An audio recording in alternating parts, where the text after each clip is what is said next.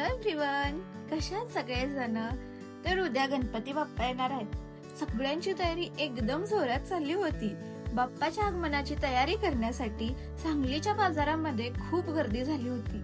तर कोणी वस्तू विकण्यासाठी आले होते, तर कोणी वस्तू घेण्यासाठी आले होते. खूप डिफरंट इनोव्हेटिव्ह थिंग्स बघायला मिळत होत्या. असे डिफरंट थिंग्स बघून समजतच नव्हतं की कोणतं परचेस करायचं आणि कोणतं नाही.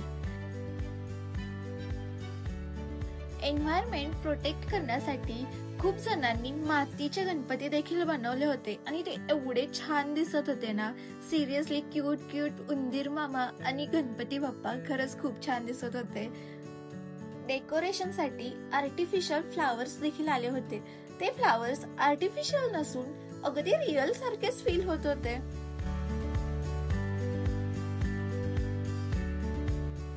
बाप्पाच्या मूर्तीच्या गळ्यात घालण्यासाठी हार देखील होते. अगदी ज्या साईजची आपली मूर्ती असेल त्या साईजचे हार अवेलेबल होते. खरंच डेकोरेशनचं साहित्य खूप जास्त आलं होतं. समजत नव्हतं की हे घ्यायचं की ते घ्यायचं.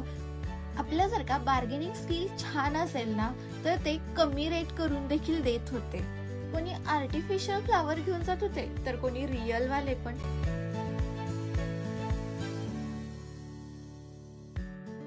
बाप्पाच्या स्थापनेसाठी चौरंग पाठा देखील आले होते आणि ते खूप छान रेट मध्ये पण देत होते दादा.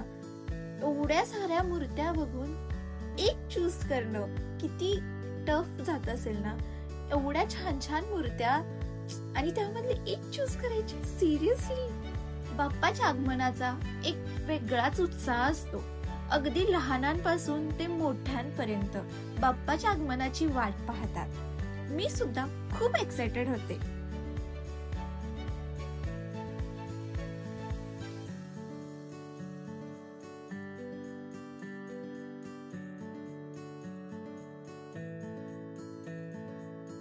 आमच्या बिल्डिंग मध्ये सुद्धा महिला मंडळांनी फेटे बांधून बाप्पाचं आगमन लेझिम खेळत करायचं असं सगळ्यांनी ठरवलं होतं.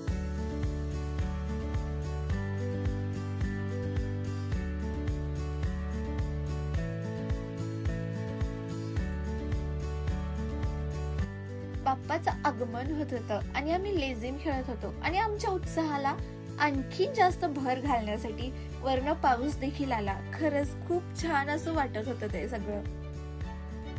आमच्या बिल्डिंग मध्ये महिला मंडळांनीच नव्हे तर पुरुष मंडळांनी देखील लेझिम खेळून बाप्पाचं स्वागत केलं.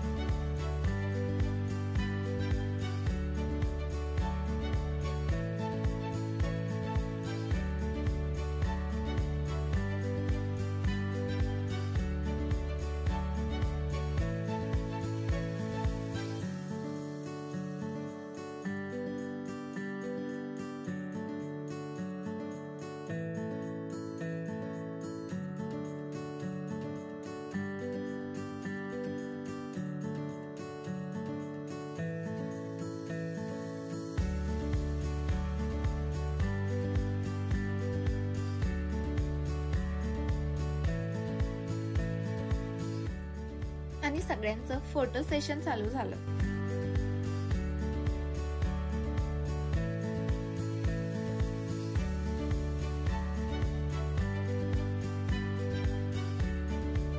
आरती झाल्यानंतर सगळ्यांची आतुरता प्रसाद खाण्याची होती. असं झालं आमच्या बिल्डिंग मध्ये बाप्पाचं स्वागत. जर तुम्हाला व्लॉग आवडला तर प्लीज लाईक, शेअर आणि सबस्क्राईब करा. बाय. थँक्यू.